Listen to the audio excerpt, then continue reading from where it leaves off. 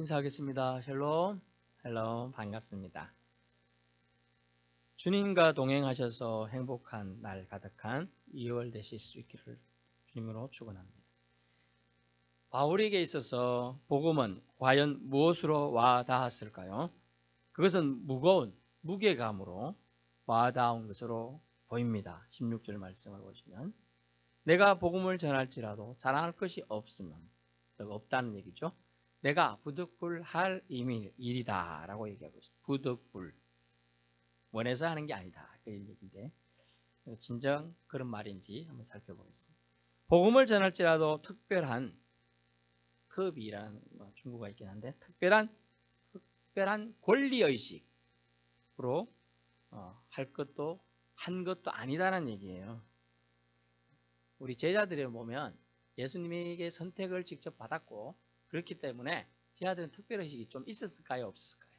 있었어요. 그래서 수제자 베드로 같은 경우는 수제자가 있는데 딴 데서 이렇게 뭐라고 하면 기분이 나쁜 거예요. 또 야고보와 요한도 내가 예수님 갈 때 항상 따라다닌 사람이고 예수님이 특별히 챙기는 제자들 중에서도 베드로, 야고보, 요한 가끔 안 데려가 끼입니다만 그런 사람인데 특별의식이 있었어요. 그리고 주님과 동고동락했다는 그런 의식들이 다 있어요. 근데 오늘 본문에 바울은 그런 게 없잖아요. 바울은 직접 예수님의 제자도 아니고 그것도 은혜로 다메섹 오늘날 시리아에 있는 다마스쿠스라는 길거리에서 주님을 만났기 때문에 그런 특별의식을 가질 수도 없고요. 그래서 제자라고 사실 칭할 수가 없어요. 사도도 아니에요.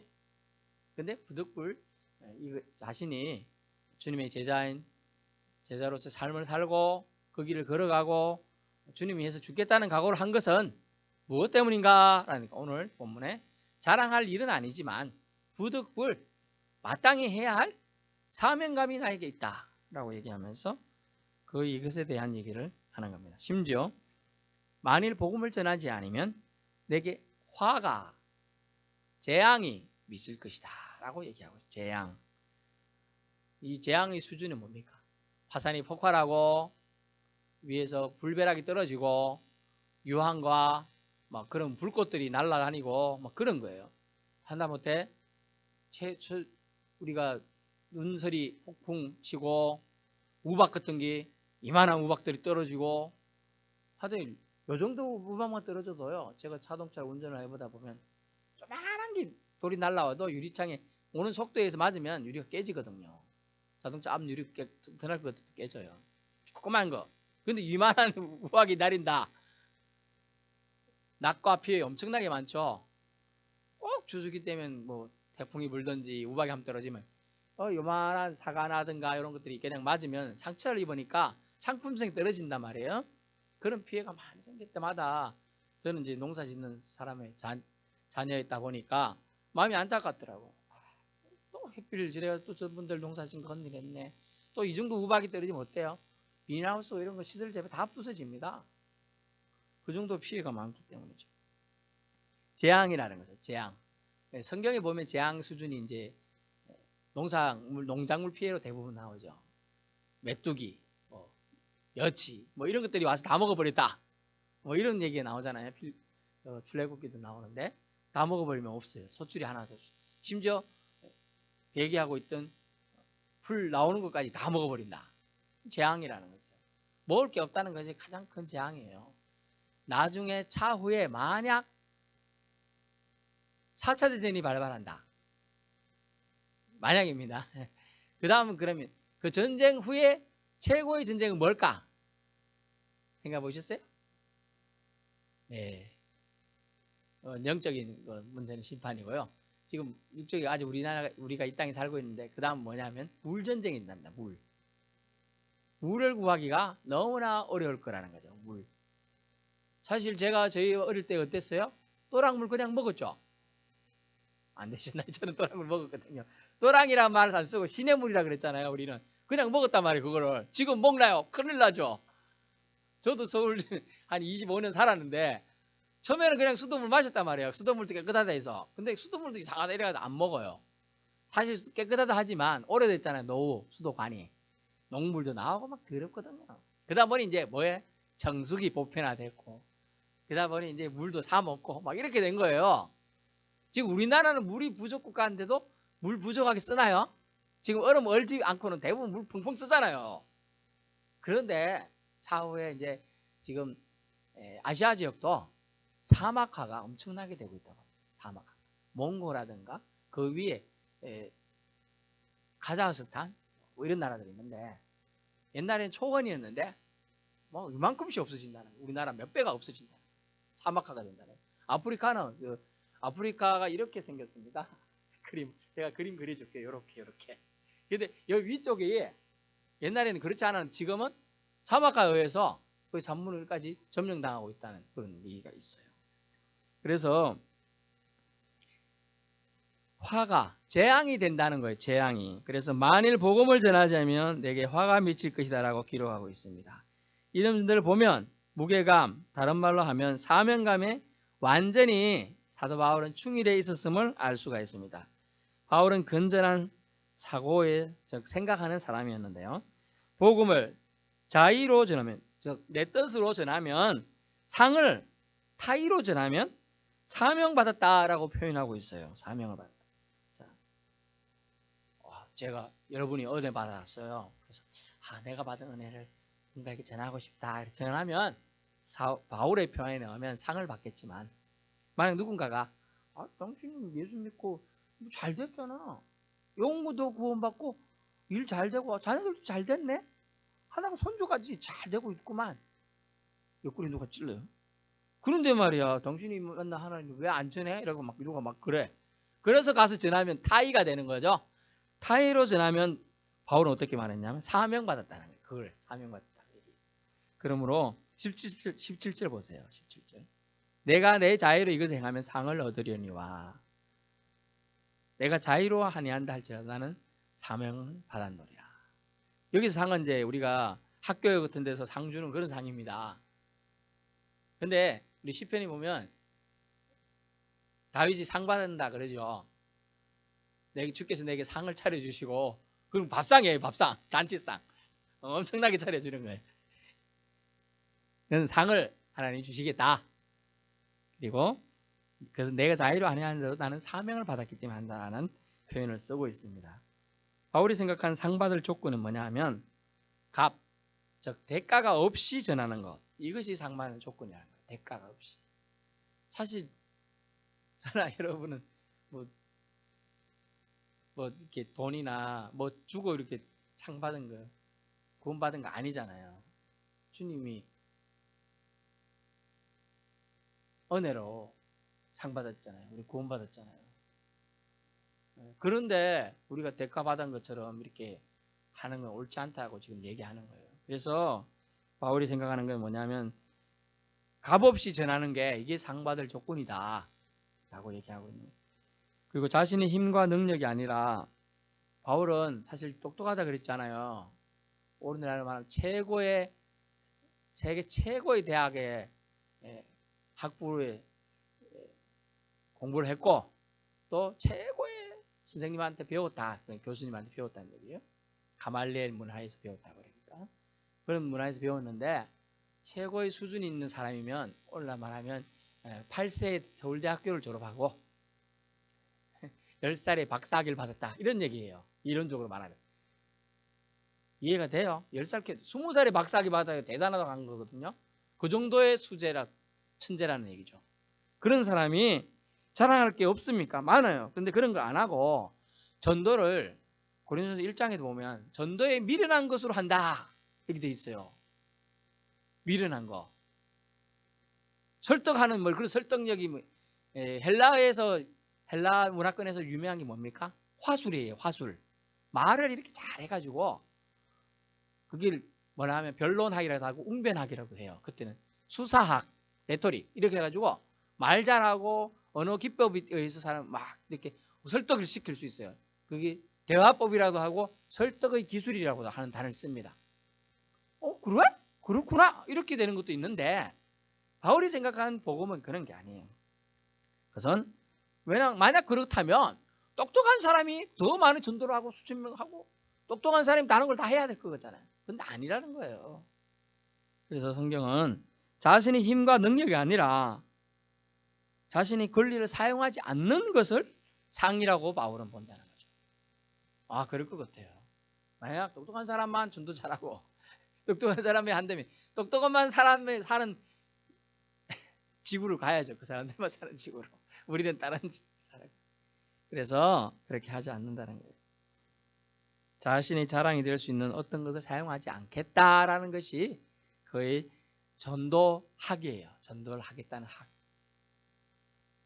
우리는 자기 PR 시대에, 자기 선전의 시대에 살고 있는데요. 남이 알아주지 않으면 섭섭해하고 심지어 마음 상해하고 불쾌하고 낙담해합니다. 저희가 가끔 그런 적이 없는데 예전에 이제 제가 이렇게 갔는데 어떤 모임에 갔습니다. 사람 모임에 와서 아는 척을 해야 되잖아요. 아는 척을 하는데 뭐 귀퉁이에 앉아있고 아무도 아는 척을 안 하는 거예요. 아무도 아는 척을. 그러면 어때요? 수습에 내가 이거 왜 왔지? 화장실 가는 척하고 갈란다 집에. 그렇게 되는 거예요. 근데 바울은 그런 거 하지 않고 자기는 오로지 전도할 때 이 복음을 전하지 않으면 재앙이 나에게 미친다라는 그 의무감, 무게감, 사명감에 의해서 하겠다라고 얘기하고 있는데, 그러면 바울이 전하는 복음 전파의 원칙을 오늘 살펴보자 하는 첫째는 뭐냐면, 따라해볼까요? 카멜레온 법칙. 카멜레온이라는 조그마한 동물이 있어요. 색깔이 어떤 색, 이런 색에서는 파랗게 변하고 어떤 색은 흰색으로 바뀌고 나무 색깔에서 갈색으로 바뀌고 이렇게 변해요. 그래서 그런 동물처럼 그거 어떻게 했느냐? 이 카멜레온 법칙은 다른 말로는 펠로우십이에요. 영어로 펠로우십. 그다음에 동료의식, 동족의식. 20절 보면 이 나오죠. 마치 그는 카멜레온처럼 줏대 없는 자처럼 보이더라도 변함을 주저하지 않으면 어떤 변함이냐면, 유대인들 전도하기 위해 유대인 같이 되었어요. 20절에. 또 율법 아래에 있는 자들에게는 율법의 영향 아래 율법을 지키면서 전도하려고 했어요. 또 율법 없는 자들에게는, 율법을 모르는 사람도 있잖아요. 주일을 뭐 지켜야 된다 이런 것도 모르잖아요. 예수님 처음 믿는 사람이 알겠어요? 주일이 일요일인 줄은 또 모르는 사람이 태반이잖아요. 그렇단 말이에요. 보통 사람 모른다는 거죠. 신앙생활 한 사람이 주일이란 말, 우리끼리는 주일 하는데 뭐 옆에서 주일이 무슨 날이야? 이런단 말이에요. 일요일을 말하는데 이제 그런 것까지 율법 없는 자들은 이것도 모른다는 거죠. 그리고 주님 전에 와서 하나님께 예물 드리는 건 어떻게 보면 당연한 건데 그거 왜 드려야 돼? 이렇게 생각한다는 거죠. 이제 그런 사람들한테 다 강요하듯이 하면 안 된다는 거예요. 안 된다. 그래서 율법 없는 자들에게는 율법 없는 자들처럼, 또 약한 자들에게는 약한 모습으로 자기 모습을 변화시켜 가면서, 사실은 아주 바울은 좀 강직한 사람이었어요. 전설에 의하면 이렇게 얼굴이 좀 까무잡잡하지만 키는 작고요.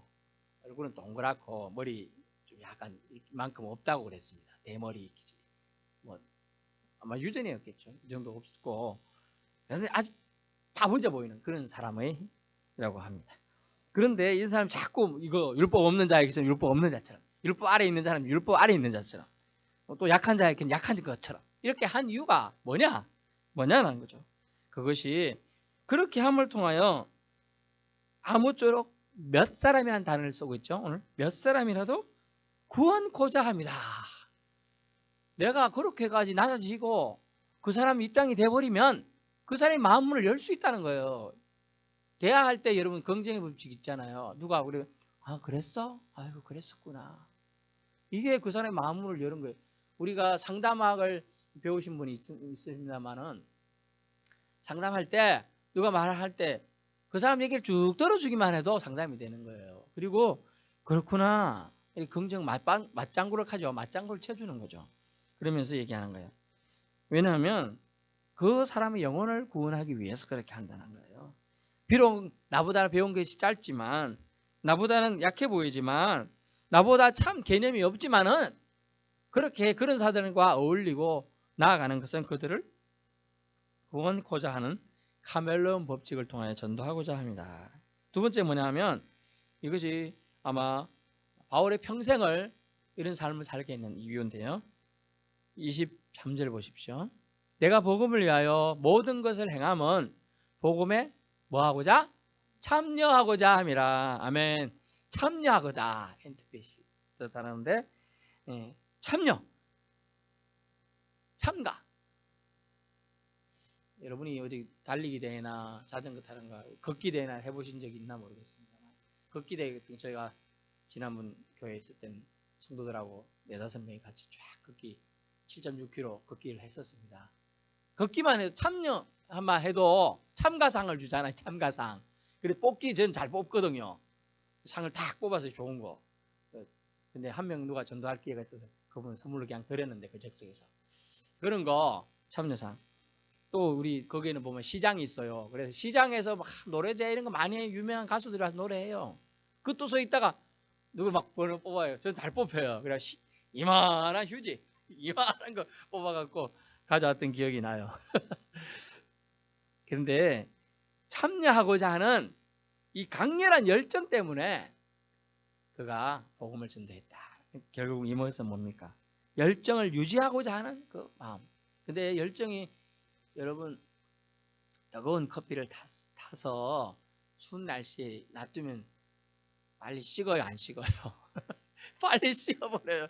아니 저 같은 경우는 너무 뜨거울 때 먹을 수가 없어요. 제가 잘 흘러요, 목이. 그래서 조금만 식기를 하고 다른 거 하다 보면 금방 다 식었어요. 왜냐?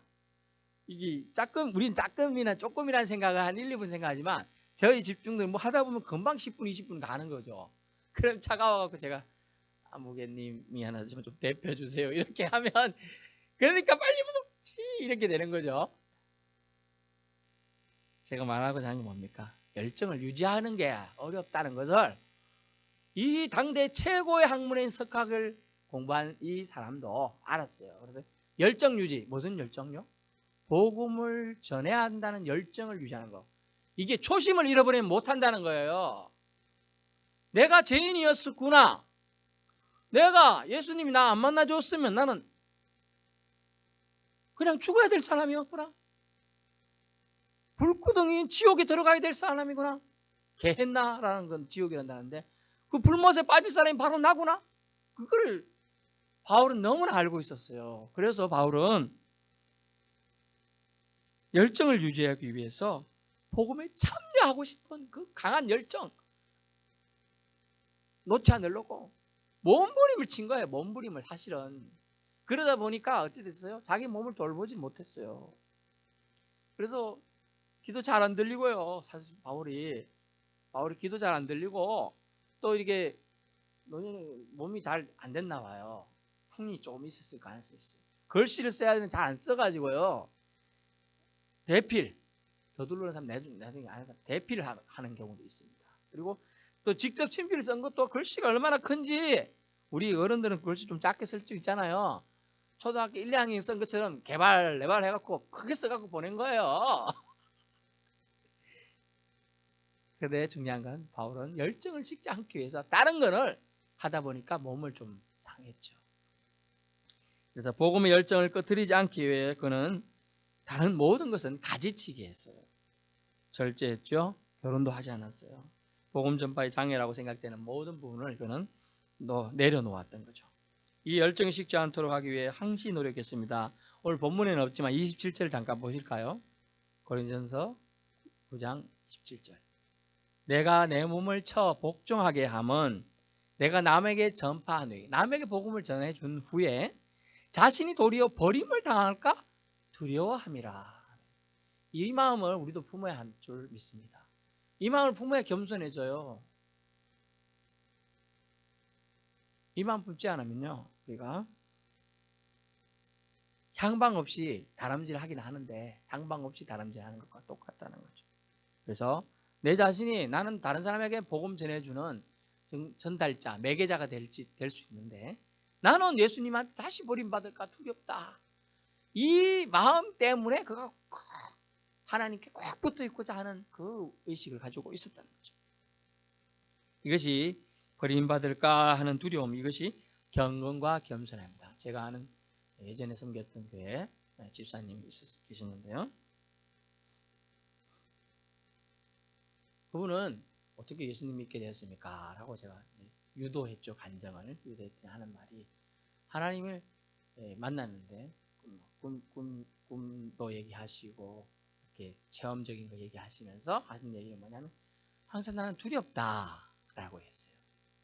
난 두려움이 나를 신앙생활을 하게 한다.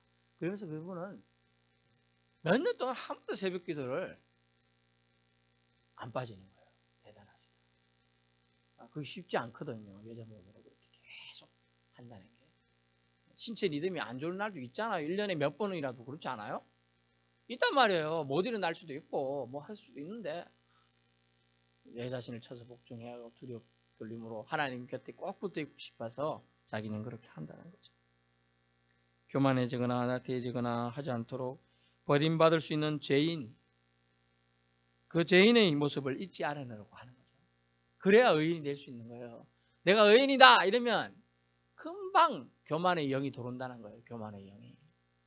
그러면서 그는 몸서리치면서 그것을 견디려고 했던 것이죠. 바울은 왜 전도를 하려 했나요? 물론 책임감 때문이었는데, 전도하지 않으면 살인죄라고 그는 생각했던 것으로 보입니다. 간접살인 여러분 들어보셨어요? 간접살인? 살인을 직접 하는 건 아닌데 간접살인 뭐냐면, 옆에 누군가 물에 빠졌습니다. 자신은 수영을 못해요. 하지만 옆에 구명조끼가 있고 긴 장대도 있고 보트도 있고, 그런데 아무 행동도 하지 않으면 그건 간접살인. 우리가 예수를 믿었습니다. 우리는 구원받았어요.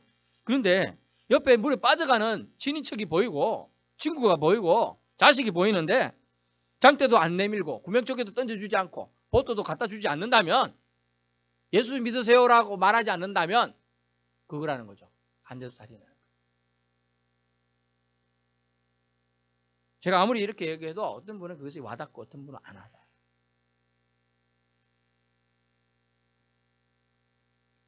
그럴 경우에는 세상 법은 무죄라고 합니다. 하지만 하나님의 법은 살인죄라고 합니다. 하나님께서는 절대로 간같이 눈 감아주지 않겠다고 하고 있어요. 먼저 믿은 너에게 책임을 찾겠다, 묻겠다라고 얘기하고 있어요. 이것은 바울은 심각하게 책임감을 느꼈습니다. 그래서 부덕불 자신이 마땅히 할 일이라고 고백했던 것입니다. 복음은 구원입니다. 복음이 전해지지 않으면 결국 물에 빠진 자에게 아무것도 전해지지 않는 것과 다를 바 없는 것이 되는 것 아니겠습니까? 바울은 자신에게 복음, 즉 예수 그리스도를 다메섹 도상에서 만난 그 구원의 은혜, 이것이 전해지지 않았으면 자신도 죽을 수밖에 없는 죄인이었음을, 그 비참한 현실에 속해 있었던 사람임을 너무나 잘 알고 있었습니다. 그래서 죄인인 줄 모르고 스데반을 죽이는데 앞장서고 있었던 것이죠. 결론입니다. 바울은 복음의 절박감을 갖고 살았습니다. 그래서 복음의 열정이 식어질까 봐 두려워했지요. 복음에 참여하고자 예수님 만난 후 평생을 헌신했습니다. 사도행전 20장 24절을 보면요. 제가 읽어드리겠습니다. 사도행전 20장 24절. 내가 달려갈 길과 주 예수께 받은 사명 곧 하나님의 은혜의 복음을 증언하는 일을 마치려 하면 나의 생명조차 조금도 귀한 것으로 여기지 아니하노라. 아멘. 내가 달려갈 길과 주 예수께 받은 사명이라고 했어요. 하나님의 은혜의 복음을 증언하는 일을 사명으로 생각했기 때문에 그는 평생을 헌신할 수 있었던 것이죠. 그러려고 자신을 쳐서 기꺼이 복종시켰던 겁니다. 이런 무게감, 사명감이 오직 복음을 효과적으로 전하기 위한 각고의 카멜레온 노력으로 나타났던 것입니다. 우리는 복음을 위해 이런 사명감이나 노력이 있으신가요? 있다면 어느 정도인가요? 복음 전하지 않으면 저주라는 의식, 재앙이라는 의식은 결코 오버액션이 아닌 거예요. 사실. 먼저 믿은 우리에게 결코 책임 없다 하지 않으신다는 주님의 말씀이 저와 여러분의 귓전에서 쟁쟁하게 살아 움직일 수 있기를 주님으로 축원합니다.